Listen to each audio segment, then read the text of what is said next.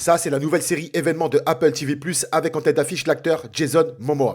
Et oui, ça s'appelle Chef de guerre et il s'agit d'une mini-série d'histoires d'action avec des faits qui ont réellement existé. Dans cette série, on va suivre le personnage de Kayana, un grand guerrier hawaïen interprété par Jason Momoa. La série se déroule à Hawaï et on est à une époque où 4 grandes nations, 4 grands royaumes se font une guerre pas possible. Kayana est là pour reprendre son rôle de chef guerrier après un très long voyage. Et ce qu'il y a de vachement cool, c'est que l'histoire de cette série est racontée selon une perspective indigène, avec une immersion totale dans les traditions, la langue et surtout les stratégies politiques. Ça va également parler de la résistance face à la colonisation occidentale qui est sur le point de débarquer. Donc quand je vous dis que l'histoire de cette série est tirée de faits réels, c'est vraiment pas des blagues. Il faut savoir que Jason Momoa est la tête d'affiche de cette série, mais c'est également le co-créateur et le coproducteur. Et il a même participé à l'écriture du scénario. Le gars est totalement impliqué et on sent vraiment qu'il transpire, qu'il vit cette série. On est sur un tournage qui a également été fait à la Nouvelle-Zélande ou encore à Hawaï, vraiment sur les véritables terres. On est sur des décors authentiques avec des villages reconstitués, des canoës traditionnels ou même des armes traditionnelles. Non, la vérité, il y a tout un mood autour de cette série